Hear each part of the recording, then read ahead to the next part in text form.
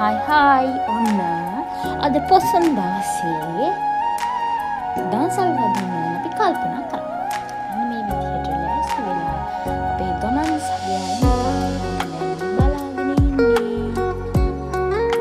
මෙන්න මෙයාගේ තමයි අපි යන්නේ. අපි යන්න පටන් ගත්තා. හැබැයි මේ වෙලාවේ තමයි දවල් දන්සල් වදින්න ගිහින් වැඩක් කියලා. මොකද කිසිම දෙයක් බලන්න නෑ, රයිට් එකේ නෑ. ඒ තිබුණේ එකම දේ ට්‍රැෆික් එක.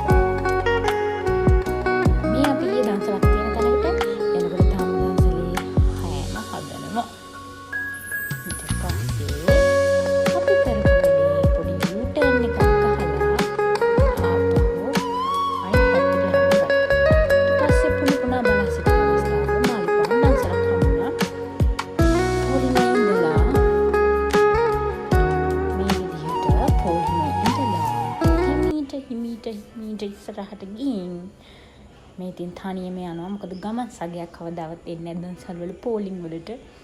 දැන් තමයි මට පේන්නේ මම හෙල්මට් එක දාගෙන ඉඳලා තියෙන්නේ වැරදි විදිහකට ගිහින්.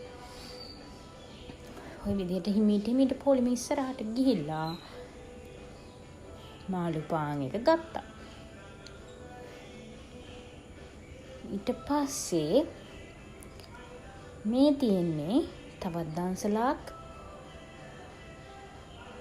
ගමන් සගය සමග අනිත් අය කාලේ නිකන් හිටියා. අපි විතර නෙවෙයි, තනියම නෙවෙයි ගියේ, තව කට්ටිය හිටියා.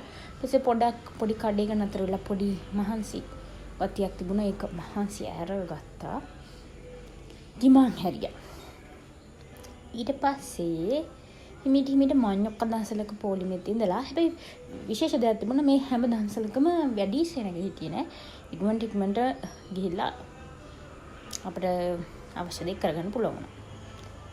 ඉතින් දන්සල් දුන්නේ හැමෝටම බොහොම පිං. මේ තමයි මඤ්ඤොක්ක දන්සල. එතනින් ඉවරයි. බයි.